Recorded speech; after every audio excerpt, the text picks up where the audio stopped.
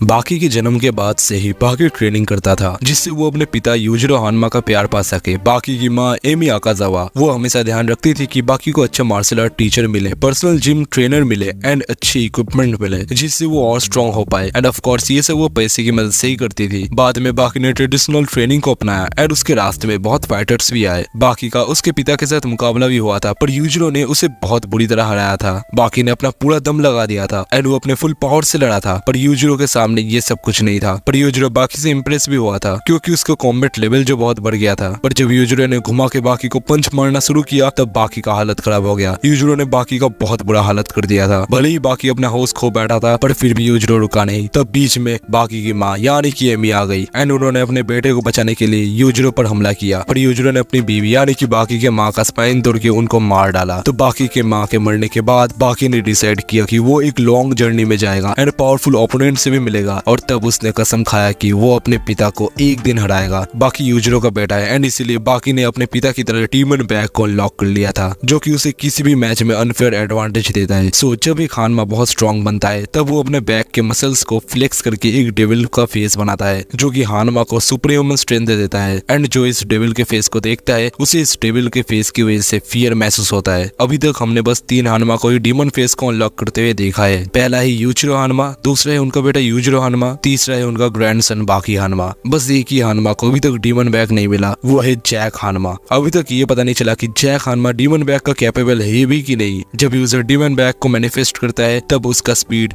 Durability, strength, endurance सब multiply हो जाता है। यूजिरो को इसका इस्तेमाल पावरफुल ओपोनेंट्स लाइक डोपो ओरोची और काकुगायो के खिलाफ करना पसंद है। बहुत लोग इसको अनफेयर मानते हैं पर बहुत लोग इसको टेक्निक्स का हिस्सा भी मानते हैं। बाकी इसको यूज नहीं करता क्योंकि उसका जेंटल नेचर उसे अपने डीमन बैग को यूज करने से रोकता है। बाकी अपने फुल पोटेंशियल से कभी कभी लड़ता है। जैक हानमा के साथ अंडरग्राउंड एरिना में एंड अपने फादर के साथ बैटल में उसने अपना फुल पोटेंशियल यूज किया था। ऑल्सो उसने बिस्किट ओलिवा के खिलाफ भी किया था। पर यह अननोन है कि ओलिवा के साथ फाइट में उसने डीमन बैग का यूज किया भी था कि नहीं। पर रियल लाइफ में डीमन फेस किसी का नहीं हो सकता। इससे कोई फर्क नहीं पड़ता कि कोई कितना ही मस्कुलर हो। ये एनाटॉमिकली इम्पॉसिबल है ऐसे शेप को लाना जो कि एग्जिस्ट नहीं करता। डीमन बैग को छोड़ के भी बाकी का ब्रेन बिल्कुल डीमन के फेस की तरह लगता है। सीरीज में हमें बाकी के अलावा किसी के पास ये डीमन ब्रेन देखने को नहीं मिला, इवन उसके फादर एंड ग्रैंडफादर के पास भी नहीं। डॉक्टर कुरेया ने बाकी को मेडिकल चेकअप के लिए बुलाया था। कुरेया ने कहा था कि पिकल के साथ लड़ाई के बाद ये समय है बाकी के हेड को एग्जामिन करने का। एक 18 साल के लड़के का ऐसा लाइफस्टाइल नहीं होना चाहिए। बाकी मान जाता है ब्रेन एग्जामिन के लिए। बाद में डॉक्टर कुरेया बाकी हानमा के ब्रेन को देखकर शॉक हो जाते हैं क्योंकि उन्होंने ऐसा कभी नहीं देखा था। वो देखते हैं कि बाकी हानमा का ब्रेन एक डीमन के फेस की शेप की तरह है। ये देखकर डॉक्टर कुरेया डॉक्टर मोगी को कॉल करके जल्दी आने के लिए कहते हैं। मोगी जापान के बेस्ट न्यूरोलॉजिस्ट है एंड उनसे अच्छा इस केस को कोई समझ नहीं सकता। मोगी आके बाकी के ब्रेन का शेप देखकर हैरान हो जाते हैं। उन दोनों प्रोफेशनल ने भी ऐसा कभी नहीं देखा था। इंसान का लाइफस्टाइल कभी भी उसके ब्रेन पर इफेक्ट नहीं करता। मोगी बताते हैं इस ब्रेन का ओनर सच में बहुत स्ट्रॉन्ग होगा एंड कुरेया ये कंफर्म भी करते हैं। वो दोनों ही नहीं बता सकते कि आखिर बाकी के ब्रेन का शेप ऐसा क्यों है। हमें इसके बारे में ज्यादा कुछ अभी तक नहीं पता। सो हम कुछ थ्योरीज बना सकते हैं। पहला थ्योरी ये हो सकता है कि अंडरग्राउंड फाइट के दौरान हमने देखा था कि बाकी कितना सीरियस था। बाकी ने अपने भाई यानी कि जैक हानमा के साथ लड़ाई में अपने डीमन बैग अवॉकन किया था और शायद उसी समय उसने डीमन ब्रेन भी अवॉकन कर लिया हो। दूसरा ये हो सकता है कि जब यूजिरो ने बाकी की मॉम को मार डाला था तब बाकी ने ये अवॉकन किया हो पर उसके बाद हमें बाकी की बॉडी में कोई चेंजेस देखने को नहीं मिला। सो इस ओकेशन में उसका डीमन ब्रेन एक्टिव करना थोड़ा मुश्किल है। हमें ये याद रखना चाहिए कि डीमन ब्रेन बाकी को कोई specific ability like more muscle या स्ट्रेंथ नहीं देता। जो पहला एबिलिटी डीमन ब्रेन देता है वो है कि बाकी अपने इतने स्पीड से वार करता है अपने ओपोनेंट पर कि उसके देखने से पहले ही वो नॉकआउट हो जाता है। जैसा कि हमने बाकी वर्सेस ओलिवा के मैच में देखा भी था कि कैसे बाकी ने ओलिवा को 1 सेकंड के अंदर ही नॉक कर दिया था। तब शायद उसके ऊपर डीमन ब्रेन का कंट्रोल था। बाकी को अपने ब्रेन से बॉडी तक मैसेज पहुंचाने के लिए न्यूरल कनेक्शन का वेट नहीं करना पड़ता। शायद ये डीमन ब्रेन ही बाकी को फाइट में इतना स्पीड देता है। शायद इसी वजह से बाकी इतना इंसेन इमेजिनेशन कर पाता है। सो बाकी मार्शल आर्ट यूज करता है एंड वो मूव्स भी जो कि उसने सफर में अपने दोस्त या फिर अपने ओपोनेंट से सीखा है, जैसे कि karate, judo, pro wrestling and more. बाकी को जाना जाता है उसके अजीब ट्रेनिंग मेथड्स की वजह से। बाकी अपने सामने ओपोनेंट को इमेजिन करके उससे लड़ता है जिससे कि उसे उसका वीकनेसेस एंड उस पर कैसे वार करना है ये सब पता चलता है। भले ही बाकी अभी तक एक भी फाइटिंग स्टाइल में मास्टर नहीं है पर वो सीखता बहुत जल्दी है, अपने फादर से भी जल्दी। एंड यूजिरो हानमा बहुत सारे फाइटिंग स्टाइल में मास्टर है। बाकी अपनी इमेजिनेशन के साथ जो ट्रेनिंग करता है वो उसको यूजिरो के लेवल तक लाता है। सो बाकी का इतनी जल्दी इतने फाइटिंग स्टाइल सीखना शायद ये भी डीमन ब्रेन पेन का ही एबिलिटी हो। बाकी का स्ट्रेंथ पूरे सीरीज में ग्रो होता जा रहा है। एनिमी की शुरुआत में 13 साल के बाकी ने 100 में से 37 ठग्स को अकेले हरा दिया था। जब बाकी कारो हानायामा से मिला था तब बाकी ने हानायामा के बहुत आदमियों को इजीली अपने रास्ते से हटा दिया था एंड उसने हानायामा के डेस्क को भी एक लात मार के बाहर फेंक दिया था। बाकी नाइफ्स को भी पकड़ सकता है जो कि उस पर 15 फीट दूर से फेंका जाता है। बाकी का स्ट्रेंथ तब और बना था जब उसने गाया के साथ लड़ाई में अपना एंडोर्फिन्स अनलॉक किया था, जिससे कि उसके स्ट्रेंथ एंड स्पीड को बूस्ट मिला। एंडोर्फिन्स उसके बॉडी को उसके कॉन्शियस एफर्ट के बिना ही रिएक्ट करवा सकता है। 13 साल के बाकी ने हानायामा के जोरदार पंचेस भी झेला था एंड ऑल्सो हानायामा जैसे भारी आदमी को दूर फेंक दिया था। बाकी बिना रुके 12 घंटे तक लड़ सकता है। वो 12 घंटे का वार्म अप सेशन भी करता है। बाकी जब 17 साल ओल्ड बना तब वो अंडरग्राउंड टोक्यो डोम का चैंपियन भी बना। बाकी के लिए एक स्ट्रेंथ लेवल सेट करना बहुत मुश्किल है। 17 साल का बाकी जब जिम क्लास में जाता था तब वो 2 सेकंड में 10 पुलअप करता था एंड एंड में पुलअप बार ही टूट जाता था एंड वो अपने आर्म कास्ट को भी इजीली तोड़ देता था। इसके अलावा भी बाकी और भी बहुत सब में माहिर था, लाइक जंपिंग। बाकी ने एक थक का रॉक भी रोका था जो कि बाकी की तरफ ही आ रहा था एंड उसने दूसरे थक का नाइफ भी चुरा लिया था। इससे हमें बाकी की स्पीड के बारे में पता चलता है। जब यानागी ने बाकी को पॉइजन कर दिया था तब चाइनीज टूर्नामेंट में जाके बाकी अपने पॉइजन को हील करता है एंड ये भी कहता है कि उसका बॉडी अब एक फीदर की तरह लग रहा है। फिर बाकी सेंसेई काकू को 2 सेकंड में इजीली डिफीट कर देता है, एक भी वार ना खाए। इस टाइम में बाकी बहुत ज्यादा स्ट्रॉन्ग बन गया था। बाकी ने ओलिवा को एक लात में हवा में उड़ा दिया था एंड बाकी ने ओलिवा का हमला भी झेला था एंड 0.5 सेकंड में ओलिवा को नॉक भी कर दिया था। बाकी ने ओलिवा के साथ तब तक फीस्ट फाइट किया था जब तक ओलिवा ने हार नहीं माना। बाकी ने पिकल को भी बहुत बुरा पेला था। बाकी ने सारे डायनासोर्स को मिक्स करके अपने अंदर एक ऐसे इल्यूजन बनाया था जिसको देख के पिकल भी डर गया था। एंड में बाकी पिकल का स्पीड एंड स्ट्रेंथ भी मैच कर लेता है, पर फिर भी बाकी उस मैच को हार जाता है क्योंकि पिकल जैसे एक प्रिमिटिव मैन ने टेक्निक यूज किया था जो कि बिल्कुल ही अनएक्सपेक्टेड था। भले ही बाकी हार गया था पर उसने पिकल के दिल में एक डर डाल दिया था। बाद में बाकी एंड उसके फादर यूजिरो का भी फाइट होता है जहाँ बाकी अपना डीमन बैग एक्टिवेट करके लड़ता है एंड वो अपने फादर को बराबरी की टक्कर भी देता है, बट एंड में बाकी हार जाता है। पर यूजिरो ये एडमिट करता है कि बाकी भी वर्ल्ड का सबसे स्ट्रॉन्गेस्ट क्रिएचर है एंड यूजिरो भी इस लड़ाई से बहुत खुश थे एंड हम बाकी को अभी के लिए सेकंड स्ट्रॉन्गेस्ट बुला सकते हैं, पर शायद वो आगे जाके यूजिरो को सरपास कर दे। सो आज के वीडियो के लिए बस इतना ही। थैंक्स मेरे 150 सब्सक्राइबर कंप्लीट करवाने के लिए। ऐसे ही सपोर्ट दिखाते रहना। वीडियो अच्छा लगा हो तो एक लाइक कर देना